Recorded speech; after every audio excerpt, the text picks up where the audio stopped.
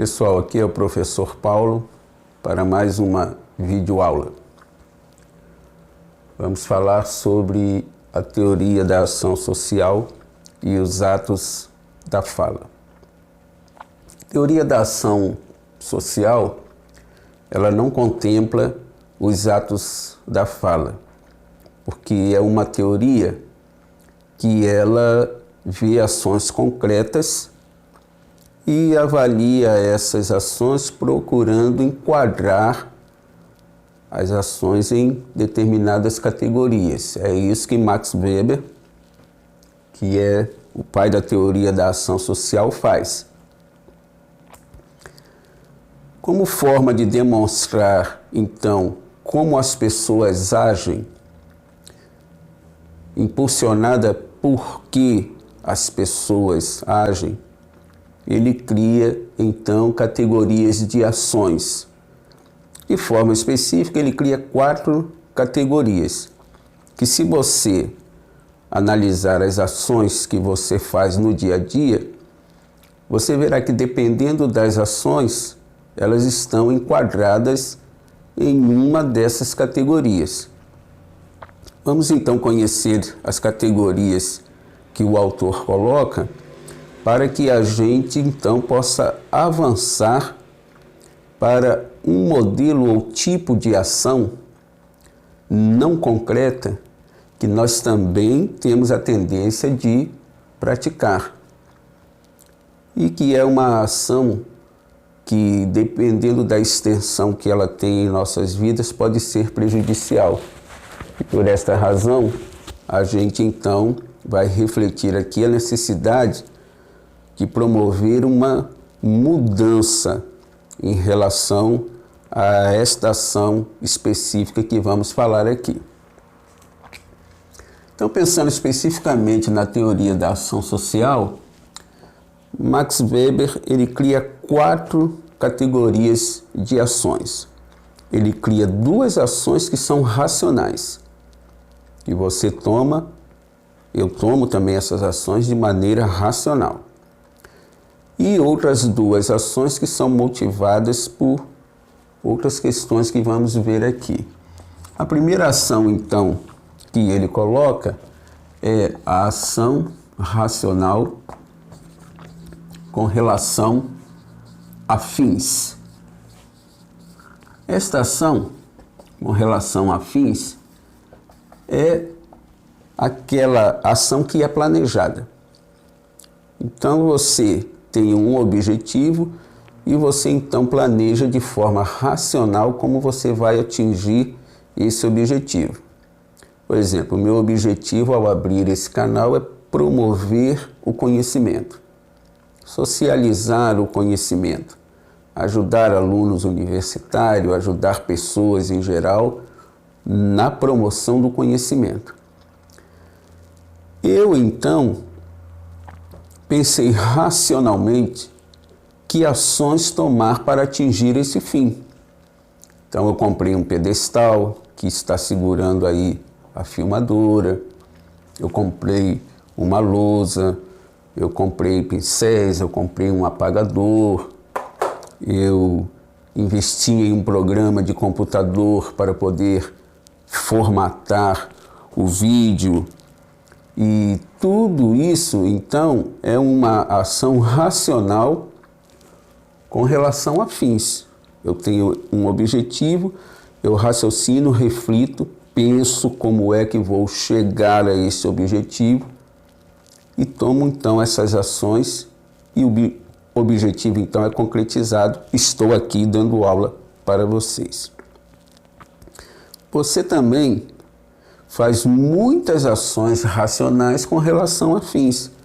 Você também tem projetos e você age racionalmente pensando em como você vai atingir esse fim.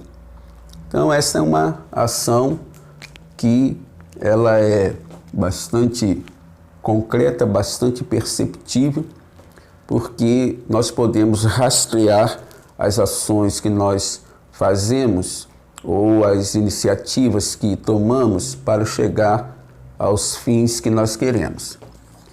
Uma segunda ação, também racional, que o autor coloca, é a ação racional com relação a valores.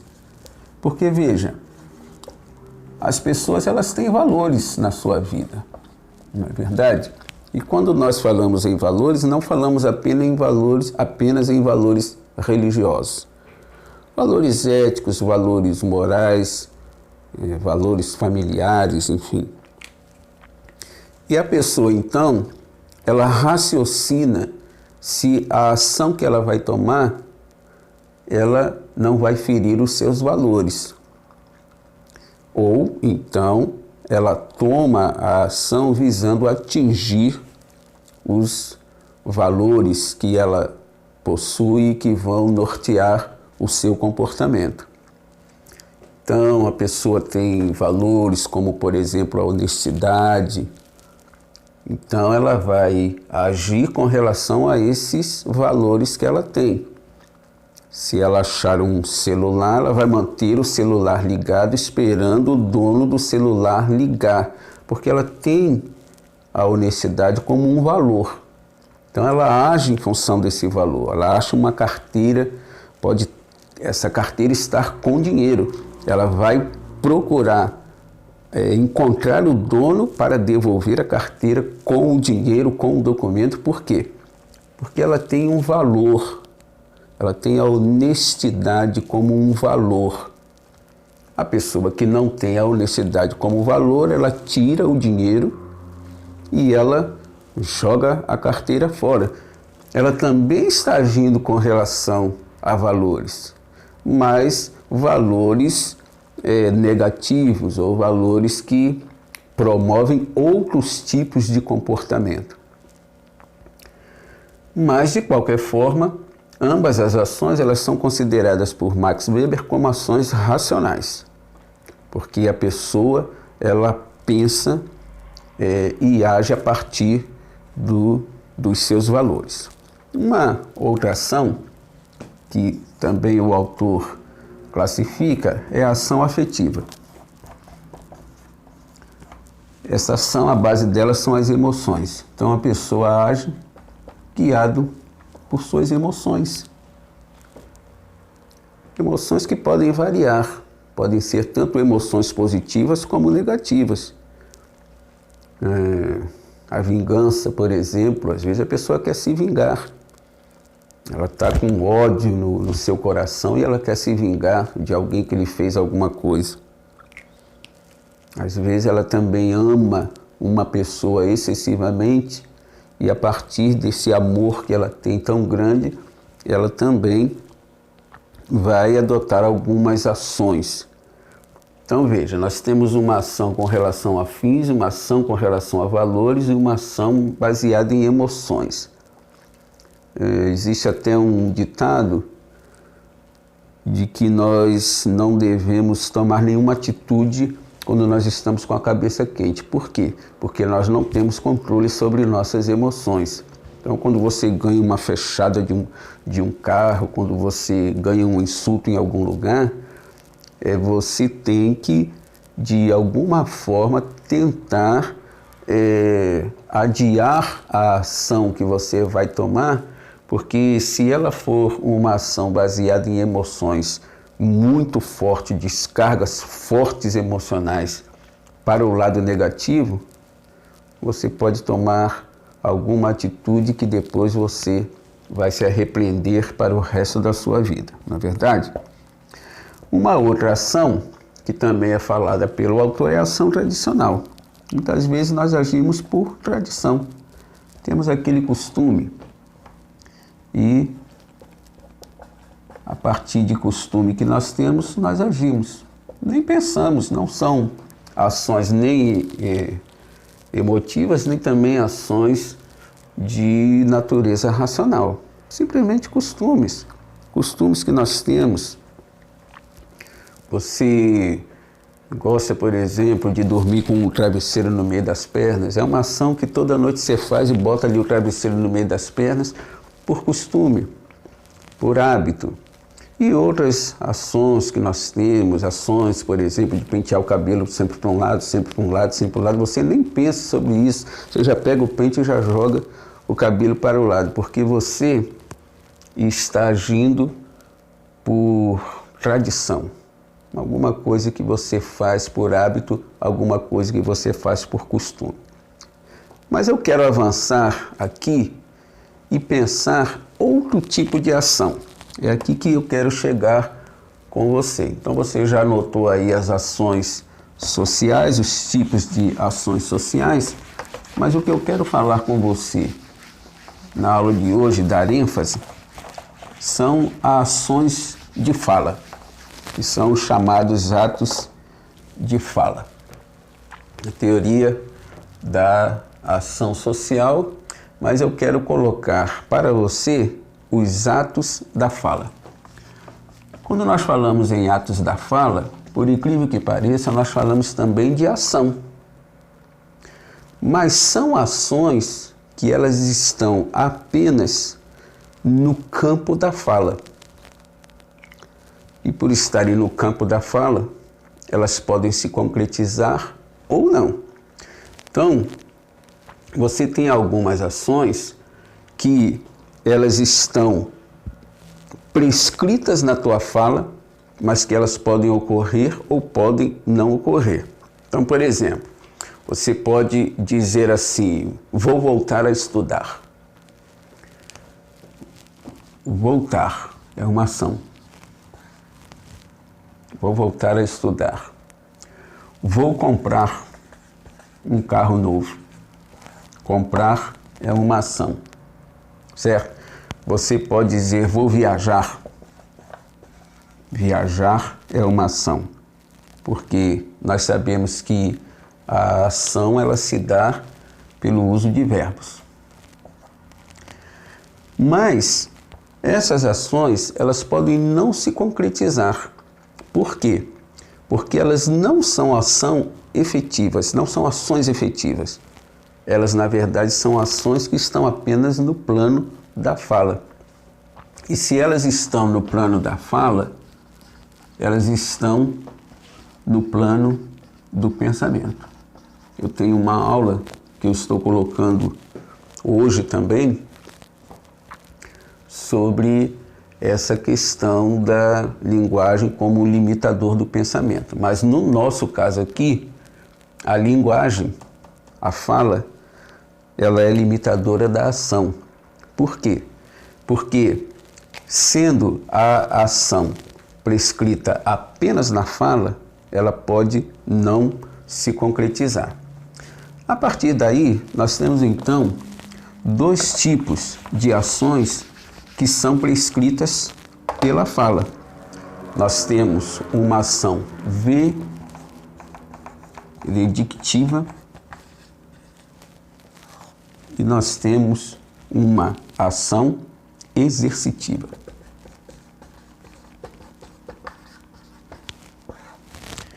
A ação veredictiva é esta ação que nós acabamos de colocar aqui para você. Vou viajar, vou comprar, vou fazer, vou me mudar, vou estudar. Todas essas são ações veredictivas, ou seja, ações que elas estão no plano da fala, mas elas podem não se concretizar efetivamente. Para que ela saia do campo da fala e se torne de fato uma ação concreta, ela tem que se transformar em uma ação exercitiva, porque a ação exercitiva ela sai do campo semântico, ou seja, apenas do campo do significado, e ela vai para o campo pragmático, ou seja, você não apenas fala, mas você faz, você realiza aquilo que você falou. Então, transformar ações de fala em coisas concretas demanda, e aí a gente volta na teoria de Weber, demanda transformar isto do campo semântico e do campo pragmático, transformar isso numa ação racional. Ou seja, nós voltamos em Weber, porque a ação racional, ela é uma ação social. E esta ação racional que nos referimos aqui é ação racional com relação a fins. Por quê, pessoal? Por uma razão muito simples. Porque quando você diz eu vou viajar e você não dá a essa expressão vou viajar nenhum processo reflexivo que implique em planejamento, a tendência é cair no vazio. É isso que muitas pessoas fazem, por exemplo, no fim do ano. Estamos agora em época de fim de ano e tem muitas pessoas dizendo ano que vem eu vou fazer isso, ano que vem eu vou fazer aquilo outro, ano que vem eu vou voltar a estudar, ano que vem eu vou fazer. Mas a partir do momento que esta ação está apenas no ato da fala, a tendência dessa pessoa que diz que vai viajar, não viajar, é grande. Que diz que vai estudar e não estudar, é grande. Por quê, pessoal?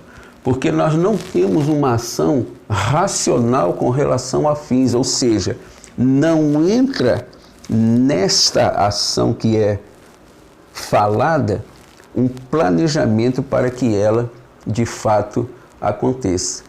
Então, o grande desafio é nós tornarmos ou transformarmos atos de fala em ação social. Porque quando nós transformamos o ato da fala numa ação social racional, é inserido nela um terceiro agente, que é o planejamento. Que é a razão de eu estar aqui falando com você. Eu falei, eu vou criar um espaço no YouTube para disseminar o conhecimento. Eu falei. Mas muita gente fala isso também. O que aconteceu é que eu falei, mas eu transformei isso numa ação racional. Ou seja, eu pensei, como então eu vou fazer isso? De que maneira? O que tenho que fazer? O que tenho que comprar? O que tenho que investir? Ou seja, eu tomei uma série de ações racionais, refletidas, analisadas, pensadas, e a partir do momento que eu saí desse campo meramente semântico, meramente fonético, e levei esse ato que está na fala para o plano intelectual e planejei ele, aqui estou apresentando a você este canal com aulas sobre diversas áreas do conhecimento. Então esse é o desafio que eu deixo para você. O desafio de transformar os atos de fala em ações racionais e a partir daí elas efetivamente acontecerem. Talvez seja o caso, por exemplo, de retornar aos estudos. Quantas vezes talvez você já não pensou, puxa, vou voltar a estudar, mas o fato de ser um ato de fala não significa que você de fato vai voltar a estudar. Isso só vai de fato se concretizar quando esse ato de fala ele for pensado racionalmente. Ele entrar no campo da ação racional, porque aí você não só fala, mas você planeja como executar esta ação. Eu espero que essa aula então tenha ajudado você a fazer aí essa transposição, esse deslocamento de atos que estão apenas na fala e que por isso correm o risco de não se concretizarem de fato, e levar eles para o campo racional. Porque levando para o campo racional, ele se transforma em uma finalidade, em um objetivo a ser alcançado, e a partir daí entram ações de planejamento, como isso de fato vai acontecer. É o caso de voltar a estudar, por exemplo. Talvez você tenha falado algumas vezes, vou voltar a estudar, eu preciso voltar a estudar. Mas enquanto isso estiver apenas no campo da fala, no campo semântico do significado, e não for levado a um novo ou a um outro nível mais concreto, com um maior planejamento, com um objetivo real na sua vida, ele não vai, de fato, acontecer. Espero que eu tenha lhe ajudado, espero que essa aula tenha contribuído para transformar a sua vida. Muito obrigado.